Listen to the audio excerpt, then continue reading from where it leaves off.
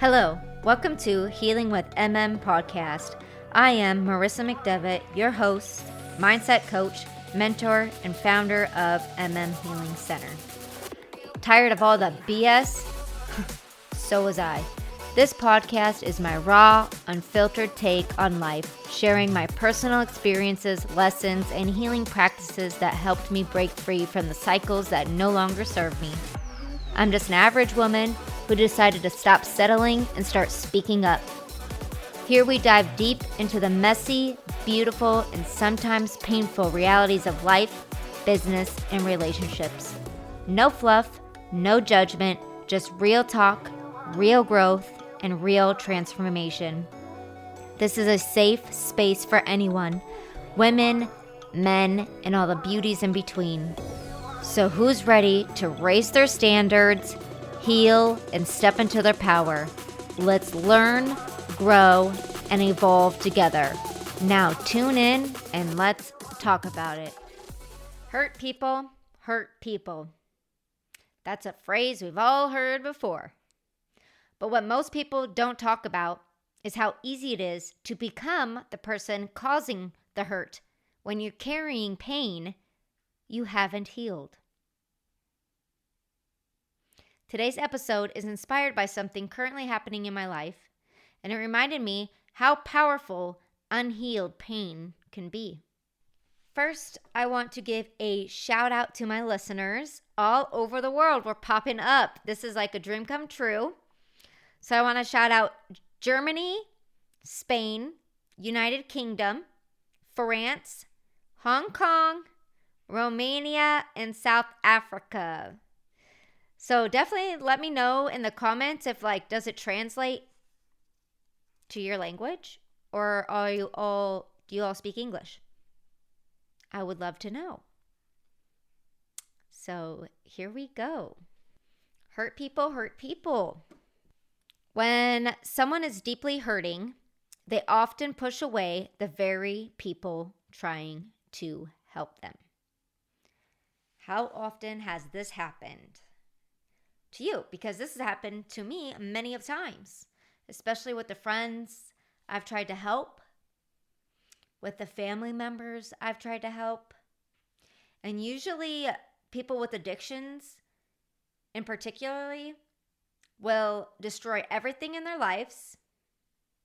I mean, light it on fire, burn it down, destroy in their lives. Push everybody that's close to them away from them. Won't take any advice because it's everybody else's fault, until they're literally left with nothing because they've burned all their bridges. They've entered all the block parties.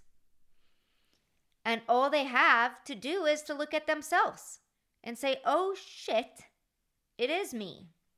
And that's normally when people go into rehab on their time, when they're ready, not when you want it.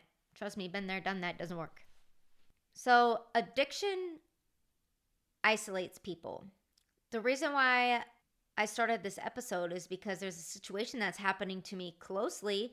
And for all of you out there, if you don't know, this podcast is my journal, is my outlet for all the crazy stuff that happens in real life in my life. Does that mean I know all the answers to everything? No. Does that mean I'm a doctor for this, a doctor for that? No, everybody knows that. But this is my podcast. Welcome to America. Free speech, baby. My whole intention for my podcast is an inspirational, motivating, inspiring, educational platform for real life situations that many other people go through as well. And they are too scared to talk about it. That's why my voice is so powerful. My voice is so strong, and I show up and I speak about what's going on in my life, not to put anybody down, but to explain the situation so others don't have to take the steps that we did already. So you're welcome. And with hurting people, a lot of the times it's people who are addicts or people who have mental illness or disorders, right? Like bipolar disorders. That's a big one that happened in my life multiple times. Multiple people with bipolar disorder. Actually all of them that have been in my life are completely evil.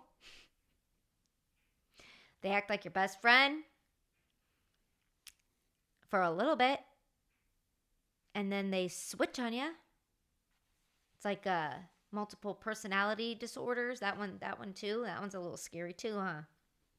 When bipolar people flip on you, it's because they're hurting inside themselves, which in return, they hurt the people closest to them.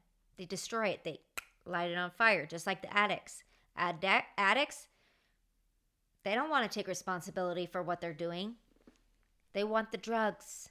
They want the alcohol. They want whatever they're addicted to. And your opinions and your friendship and your love doesn't matter to them because they're addicted to other substances. And until they hit rock bottom or they die, they're never going to change until they want to. That's the reality of it. We can plant the seeds, but we can't make them grow, right? We can show them the door. Here's therapy. Here's rehab.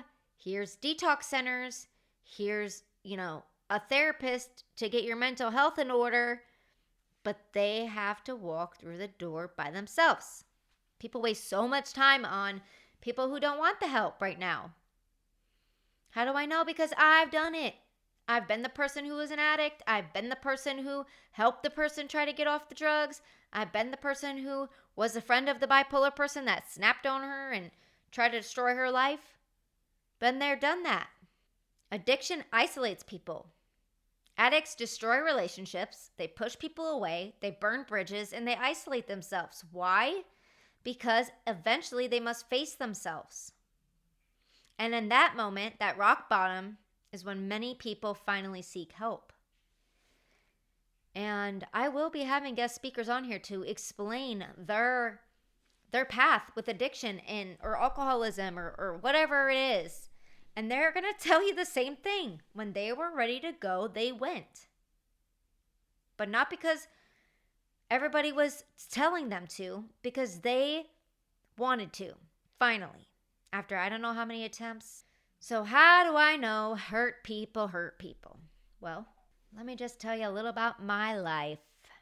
I caught a felony at 17 years old, reacting from betrayal.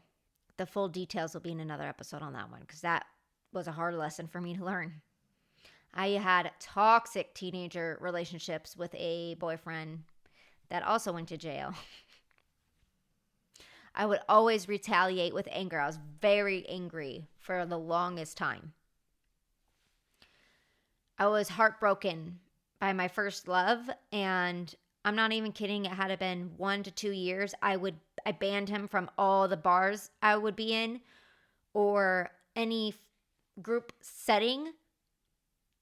He wasn't allowed in because I was so heartbroken and I never got closure from him that it just spewed into a controlling, don't be around me, because I was so hurt. I would hold on to years, and I mean years, of resentment, and that is an example. Hurt will show up in toxic relationships, in your friends who are jealous, in controlling exes or controlling partners, angry coworkers even. And this is a good one. Social media drama. Most of the time when someone is attacking others, they're actually at war with themselves. Let me repeat that. Most of the time when someone is attacking others, they're actually at war with themselves. And growing up in a household where I watched my parents hurt each other, one was hurt, so the other one would hurt the other and bounce it back and forth like a ping pong ball. For years, I thought other people were the problem. Then I realized I was carrying pain everywhere I went. Well, what was I carrying pain from? My whole damn childhood. All the ups and downs and ins and outs of friendships and relationships and everything. I didn't have an outlet, so I would act in resentment and retaliate in anger. Took me a long time to get to where I'm at now. And hurt shows up everywhere. In toxic relationships, and your friends who are jealous, in controlling exes or current partners. Hurt even shows up in your angry coworkers. Or, this is a good one, in the social media drama. Let's bring it back to even the angry coworkers. There was this girl that I would bartend with, and she just hated me from the start, and I never even did anything to her. And I just normally the old Marissa would have just snapped and told her, you better get off your high horse, bitch, because I didn't do anything to you. And we have to work together. My money's your money, so you better get your shit together. But instead, the new Marissa, I just would shower her with love and I would ignore her comments. And I kept showering her with love and ignoring her comments and showering her with love and ignoring her comments. And I mean for 2 months. And that's a long time for me. Okay. I have no I am learning to have patience. But I have about that much. Eventually, 2 months goes by and she goes on leave because she was pregnant. And her last day, she came up to me and she gave me a full-on hug. I almost started crying. And it was a legit hug. And she said, I'll miss you. I'll see you when I return. And I'm like, what, in the front door? Where's all this anger coming from? I'm like, well, clearly she's going through stuff at home because obviously, one, she's pregnant. Two, why would you be so mean to someone when you just met them and they haven't done anything to you and they actually make you more money than you do probably? It's a win-win situation. Why are you being mean? So when she returned, I actually confronted her. And I said, you were literally evil to me. Mean. I did not want to be around you. I did not want to work with you. I said, but the minute you gave me a hug, I realized that you can be a really good person and you are actually really awesome to hang out with and work with. I'm like, where was it coming from? And she straight up said, I thought you were going to take my hours away from me and I thought you were taking money away from me because you were a new hire. So she took out her projections of thinking she was going to get less shifts because of a new hire onto me because she thought she wasn't going to make money. Hurt people. Okay, people? Here's another thing. 99% of the time, the person who needs to change is you. Not them. You. Your reactions, your triggers, and your patterns. If you learn to change that, it won't matter how they're treating you. Just like with my coworker who was so mean to me, evil mean to me. Back in the day, I would have fought this girl, okay? And she's tall. She's taller than me. Right? But because I've done the inner work, and I seen through her, I said, well, she's obviously not having a good time somewhere in her life, whether it's at home, whether it's within herself, whether it's what. And to her, she was threatened that I was taking her position or her shifts. And that's where the anger was coming from on her side.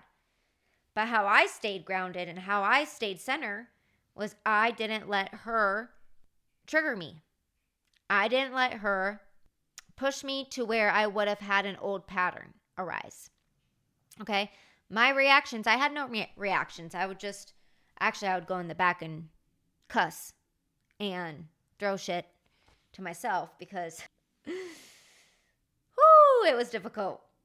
But I realized that I said to myself, you know what? If I just keep being nice to her and showing up and doing my work, eventually she's going to realize oh, okay, I'm being a bitch for no reason. And actually, Marissa's a really cool girl. And actually, Marissa works her ass off and makes us money. And it actually did. It happened that way. So things that helped me get to where I'm at now with people hurting me, working out, moving my body, getting that stagnant energy out of my system. Move your body, people. Even when I was heartbroken by my first love of my life and I wouldn't let him near me for 2 years because I had no closure. That was like really when my workout journey started. I was working out 4 times a week. I was doing yoga. I started breath work and meditation. Okay? Every big catastrophic event with friends hurting me or family or something, I indulged myself in workshops, in holistic healing, in therapy. Because I always come at the situation like, what could I do to make sure that situation doesn't happen again? How can I make myself better? How can I be more aware? How I should have seen these red flags. I should have done this. I should have done that. But guess what? That's why it happened to me. So I can learn what it's like to feel heartbroken, betrayed, what it feels like to fight back with resentment. And I don't like that feeling. I went to jail over that feeling. Okay? I caught a felony over that feeling. And I learned that that is not the way to do it. Trust me, I did it for years and years, fighting and fighting and fighting, and it's not the way. The way is when things happen and people hurt you because they're hurt, you say, okay, you hurt me to a place of no return. You're on the block party list, and now I'm going to do work inside myself to bring my vibration and my awareness higher so that never happens again. And I wish you luck. That's all you can do. So what I realized was I wasn't an angry person. I was a hurt person who never processed my pain. So let me give you 5 signs you're still carrying hurt. 1, you react quickly with anger or defensiveness. 2, you blame others for most problems in your life. 3, you struggle to apologize or take accountability. 4, you attract toxic relationships repeatedly. 5, you feel triggered by other people's happiness or success. Unhealed pain leaks into every area of life. 5, you feel triggered by other people's happiness and success. Gosh, so many who I thought were friends, I found out are completely not, because the minute I start doing good in life, they're ghosts. Bye. Ghosts. What friends? It's all right. We make room for more aligned, powerful people. Okay, so I showed you the 5 signs you're still carrying hurt. Now I'm going to show you the 5 ways to begin healing. 1, take radical responsibility for your life. Let's repeat 1. 1, take radical responsibility for your life. I should clap. 1, take radical responsibility for your life. 2, develop body awareness through breath work, movement, and meditation. 3, seek support. 3, seek support through therapy, coaching, or even healing communities.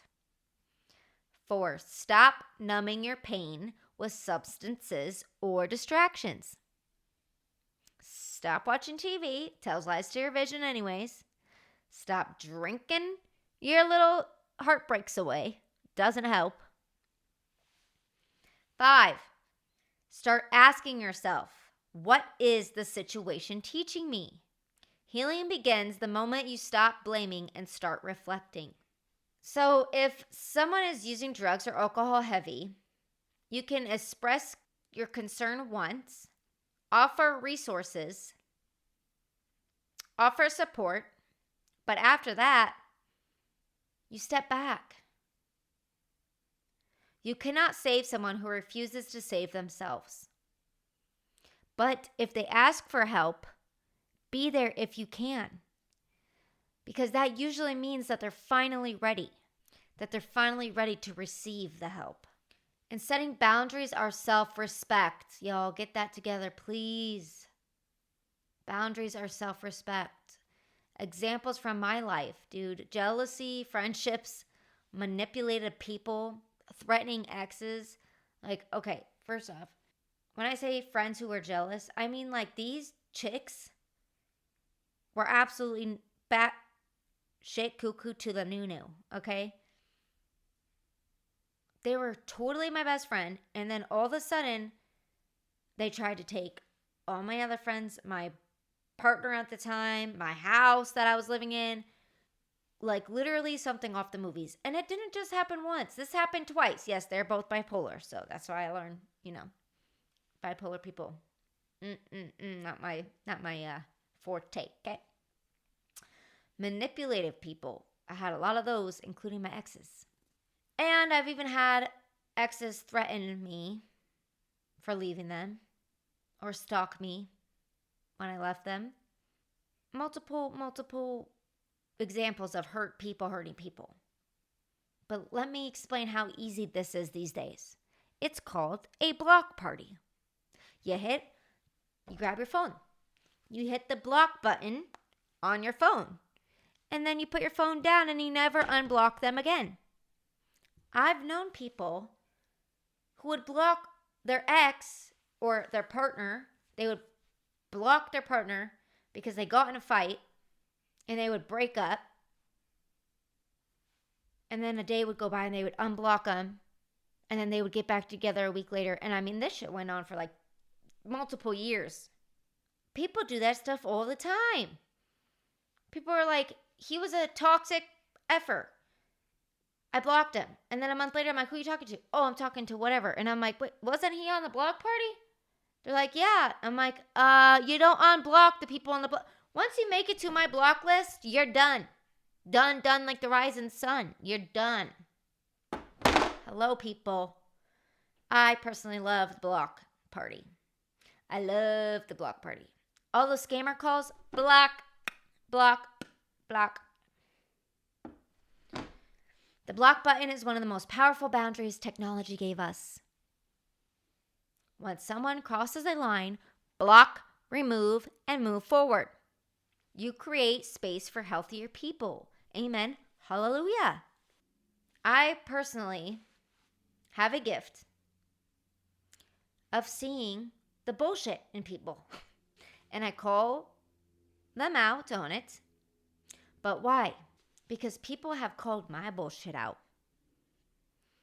When I used to give a lot of bullshit back in the day. And they would call me out. And I feel like I have this immaculate gift. Not immaculate, but I really do. I feel like I have a gift. And I see right through people. I see right through their lies.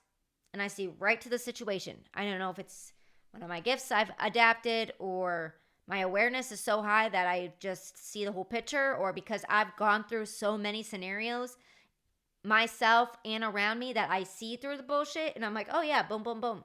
Plus, it's easier to see other people's bullshit than your own bullshit, right? People can look at me and be like, Marcy, you got a ton of bullshit. And it's like, okay, let me clear it up. Tell me what I got. Let's clear it up. Because that's how you grow, people. Growth requires honesty, even when it's uncomfortable. The final lesson. If someone repeatedly hears the same advice and refuses to change, they are not ready. Your responsibility is not saving them. Your responsibility is protecting your peace. The affirmation I want to end on is I release the pain that no longer belongs to me. I take responsibility for my healing. I choose awareness over reaction. And I allow my past to become wisdom instead of weight. Hurt people hurt people. And healed people can change the world. And if this episode has resonated with you, if you're realizing that unhealed pain might be running parts of your life, this is exactly the work I help people navigate inside my coaching containers. Inside my programs, we work on breaking generational patterns, emotional regulation, nervous system healing, trauma awareness, conscious decision making, and rebuilding self-trust. So you can apply for my 6-month soul alignment coaching container, which is only open for another week, or you can simply DM me for more information. All the applications are linked in my bios. And remember, you don't have to keep repeating the same cycles. With much love, have a beautiful day.